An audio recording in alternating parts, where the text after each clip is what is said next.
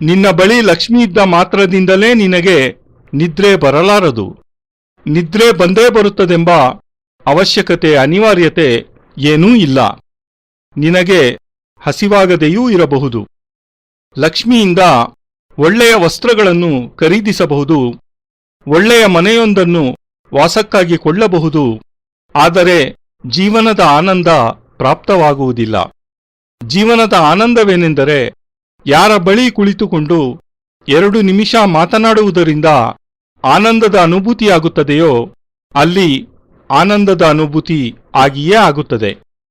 ಕೆಲವರಿಗೆ ಆನಂದ ರೇಡಿಯೋ ಆಲಿಸುವುದರಿಂದ ಬರುತ್ತದೆ, ಕೆಲವರಿಗೆ ಟೆಲಿವಿಷನ್ ನೋಡುವುದರಿಂದ ಆಗುತ್ತದೆ, ಕೆಲವರಿಗೆ ಹಿಮಾಲಯದಲ್ಲಿ ಸುತ್ತಾಡುವುದರಿಂದ ಆನಂದವಾಗುತ್ತದೆ, ಇನ್ನು ಕೆಲವರಿಗೆ ಕಾವ್ಯ ಗ್ರಂಥಗಳನ್ನು ಓದುವುದರಿಂದ ಆನಂದದ ಅನುಭೂತಿಯಾಗುತ್ತದೆ.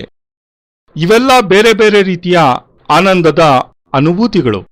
ಆದರೆ ಜೀವನದ ಹೃದಯ ಪಕ್ಷ ತೆರೆಯುವುದು ಅವಶ್ಯಕವಾಗಿದೆ ಮತ್ತು ಹೃದಯ ಪಕ್ಷ ತೆರೆಯಲು ಸಾಧ್ಯವಾಗದಿದ್ದರೆ ನಿನ್ನ ಜೀವನ ಒಂದು ಶವದಂತೆ. ಆ ಶವವನ್ನು ನೀನೇ ಸ್ವತಃ ನಿನ್ನ ಹೆಗಲ ಮೇಲೆಯೇ ಹೊತ್ತುಕೊಂಡು ಸ್ಮಶಾನದ ದಿಕ್ಕಿನಲ್ಲಿ ಪ್ರತಿಯೊಂದು ನಿಮಿಷವೂ ಹೊರಟಿದ್ದೀಯಾ. ಪ್ರತಿಯೊಂದು ಕ್ಷಣ ನಿನ್ನ ಒಂದೊಂದು ಹೆಜ್ಜೆಯೂ ಮೃತ್ಯುವಿನೆಡೆಗೆ ನಿನ್ನನ್ನು ನಡೆಸುತ್ತಿದೆ. ನಿನ್ನ ಪ್ರತಿಯೊಂದು ಹೆಜ್ಜೆ ಈಗ 2000 ಹೆಜ್ಜೆಗಳು ಉಳಿದಿವೆ ಎಂದರೆ ಒಂದು ಕ್ಷಣ ನಂತರ 1999 ಹೆಜ್ಜೆಗಳು ಬಾಕಿ ಉಳಿದಿವೆ. ನಂತರ 1998 ಹೆಜ್ಜೆಗಳು ಉಳಿಯುತ್ತವೆ. ಏಕೆಂದರೆ ನಿನ್ನಲ್ಲಿ ಚೇತನತೆಯೇ ಇಲ್ಲವಾಗಿದೆ. ನಿನ್ನ ಹೃದಯ ಪಕ್ಷವಂತೂ ಜಾಗೃತವಾಗಿ ಇಲ್ಲವೇ ಇಲ್ಲ.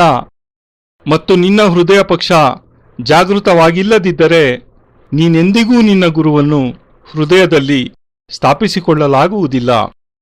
ನಿನ್ನ ಹೃದಯದ ದ್ವಾರ ತೆರೆದೇ ಇಲ್ಲವೆಂದ ಮೇಲೆ ಗುರು ನಿನ್ನೊಳಗೆ ಬರುವುದಾದರೂ ಹೇಗೆ?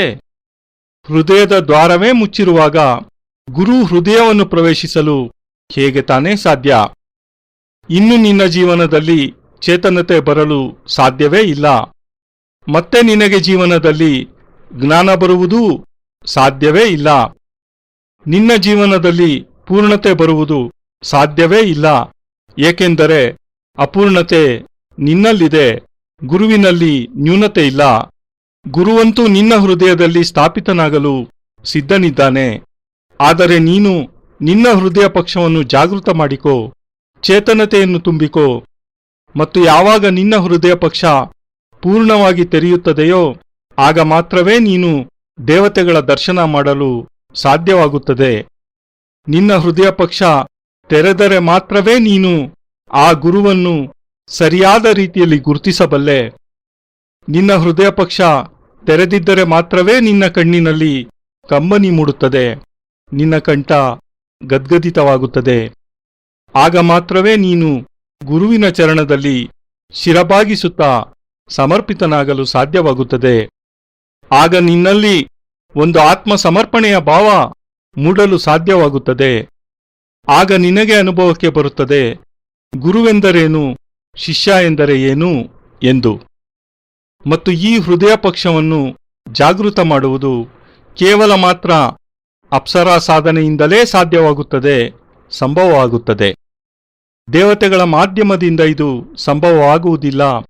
ಮತ್ತು ಯಾವುದೇ ದೇವತೆಯ ಸ್ತುತಿ, ಪೂಜನೆ ಮತ್ತು ಅರ್ಚನೆಯ ಮಾಧ್ಯಮದಿಂದಲೂ ಇದು ಸಂಭವಿಸುವುದಿಲ್ಲ.